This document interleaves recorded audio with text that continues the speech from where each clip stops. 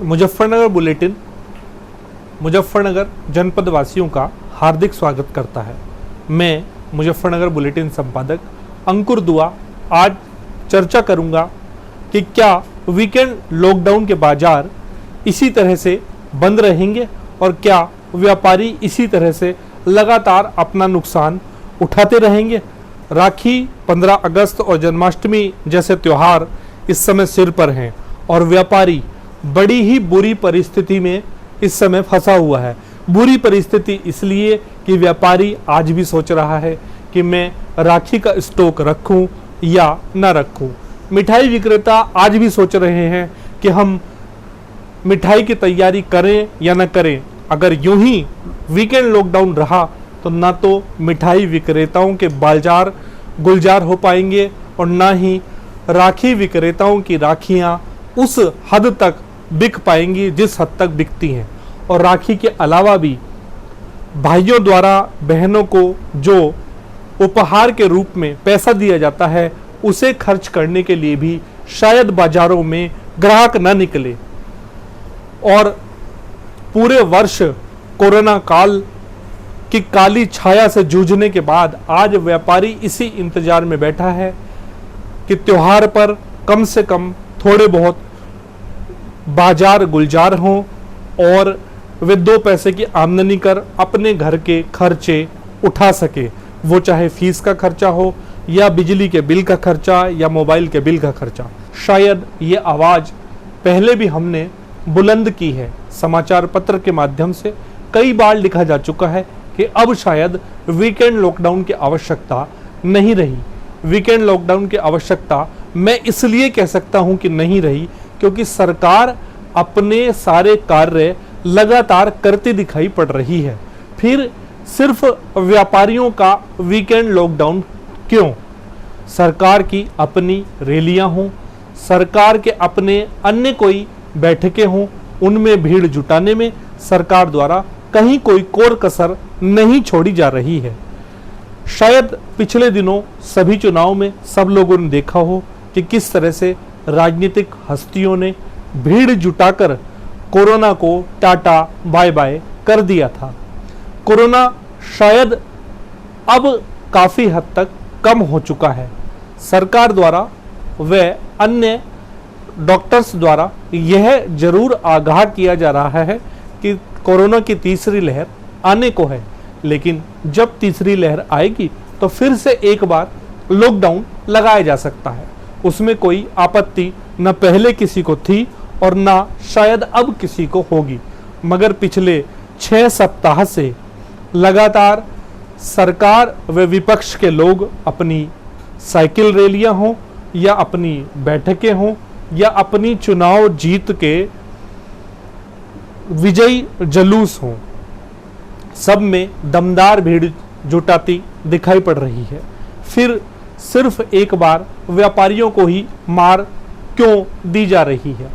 शायद कुछ व्यापारियों ने भी इस पर चर्चा करते हुए सरकार को पत्र भी लिखे हैं, लेकिन शायद अब वो व्यापारी नेता खत्म हो चुके हैं या ये कहिए कि वो व्यापारी नेता गौण हो चुके हैं जो व्यापारियों के लिए सड़कों पर आकर दिन रात उनके हितों की लड़ाइयाँ किया करते थे। अब सिर्फ पत्र व्यवहार का दौर रह गया है। पहले व्यापारी नेता व्यापारियों के हितों में जिला प्रशासन से पहले मौखिक रूप से अपनी जायज मांगे ना माने जाने के बाद वे सड़कों पर तक उतर आते थे। शायद अब की सरकार में कोई व्यापारी नेता ऐसा रहा ही नहीं सड़कों पर उतरकर व्यापारी हितों की बात करता दिखाई पड़ता हो।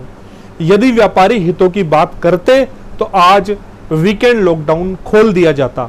शायद मुजफ्फरनगर की जनता को बेहतर तरीके से ध्यान होगा कि जब कोरोना की दूसरी लहर आई तो मुजफ्फरनगर में लगातार कोरोना के केस बढ़ते चले गए और व्यापारियों ने स्वतः लॉकडाउन किया। उसके बाद मुजफ्फरनगर की जनता को देखकर सरकार जागी और एकाएक चंद दिनों के अंदर सरकार को पूरे प्रदेश में लॉकडाउन करना पड़ा। शायद एक बार फिर वही स्थिति दोबारा बनती दिखाई पड़ रही है। व्यापारी अगर अपनी पे आए तो आज भी वीकेंड लॉकडाउन खुल सकता है। ये बात हम इसलिए कह रहे हैं क्योंकि व्यापारियों ने ही स्वतः लॉकडाउन किया था। शायद शासन प्रशासन इस बात का विरोध जरूर करे। तो क्या हुआ, एक बार सब लोग चालान कटवाकर बाजार खोल लेंगे, लेकिन 2 दिन का लॉकडाउन करके आर्थिक हानि होने से बचा सकते हैं। सबसे बड़ी बात यह है कि सरकार सिर्फ खाने पीने का योगदान गरीब व्यक्ति को देती दिखाई पड़ती है, लेकिन 2 दिन के लॉकडाउन से कितने करोड़ रुपए के टर्न ओवर की हानि होती दिख रही है, शायद ये सरकार को अंदाजा नहीं है, या अंदाजा भी है तो सरकार अभी वीकेंड लॉकडाउन खोलने के कतई मूड में नहीं दिखाई पड़ रही है। मुजफ्फरनगर बुलेटिन सरकार से फिर एक बार अनुरोध आग्रह करता है कि वीकेंड लॉकडाउन को शायद अब खोल देना चाहिए। तीसरी लहर जब आएगी तब सरकार के आदेशों के मुताबिक व्यापारी आसानी से तैयार रहता है सरकार का साथ देने में। रही बात सरकार के सत्ताधारी नेताओं की, हमने शायद पिछले किसी एपिसोड में भी किसी सत्ताधारी नेता की बात नहीं की थी, और इस बार भी हम सत्ताधारी नेता की बात नहीं करेंगे। वो इसलिए नहीं करेंगे क्योंकि हमें पता है कि सरकार के सत्ताधारी नेता सत्ता के साथ बंधे हुए हैं। यदि वे व्यापारियों के हितों में सड़कों पर आ गए तो उनकी ही सरकार उन्हें अपनी सरकार से नीचे उतार देगी, क्योंकि वे खुलकर सरकार का विरोध कर रहे हैं। लेकिन व्यापारी नेता कहाँ हैं ये शायद किसी को नहीं पता। अगर व्यापारी नेता यहाँ पर गौण ना होते, मुजफ्फरनगर जनपद में सक्रिय होते, तो आज मुजफ्फरनगर की मुहिम पर वीकेंड लॉकडाउन हर हाल में खोल दिया जाता। एक और बात मैं आम लोगों के सामने रखना चाहूंगा। चलिए, सरकार ने अपनी जिद कहिए या ऐसा कहिए कि सरकारी नियमों के अनुसार वीकेंड लॉकडाउन जारी किया हुआ है। मैं अपने चैनल के माध्यम से और समाचार पत्र के माध्यम से सरकार से और सरकार के नेताओं से एक मामूली सा सवाल करना चाहूंगा। इतना लंबा लॉकडाउन पहले कोरोना काल में, इतना ही लंबा लॉकडाउन दूसरी कोरोना की लहर में किया गया। क्या सरकार ने एक बार भी किसी गरीब या मध्यम वर्गीय व्यक्ति के बिजली के बिल अथवा स्कूल की फीस पर बोलने की कोई कोशिश भी की? सिर्फ आम आदमी को मामूली बिजली के बिलों पर 100-200 रुपए सरचार्ज पर छूट और फीस के नाम पर 10 से 15% छूट की घोषणाएं कराकर उन्हें सस्ते में छोड़ देने का काम आसानी के साथ किया है। क्या लॉकडाउन कराने के बाद 1 माह में 8 लॉकडाउन हो रहे हैं, यानी प्रत्येक व्यक्ति 1 माह में 22 ही दिन कार्य करेगा? क्या सरकार सिर्फ उन्हीं 22 दिनों के बिजली के बिल अथवा स्कूल की फीसें भरने के लिए आम आदमी के लिए तैयार खड़ी मिलेंगी? शायद नहीं। सरकार तो अपने अन्य कार्य करती दिखाई पड़ेगी, लोगों को खाना खिलाना।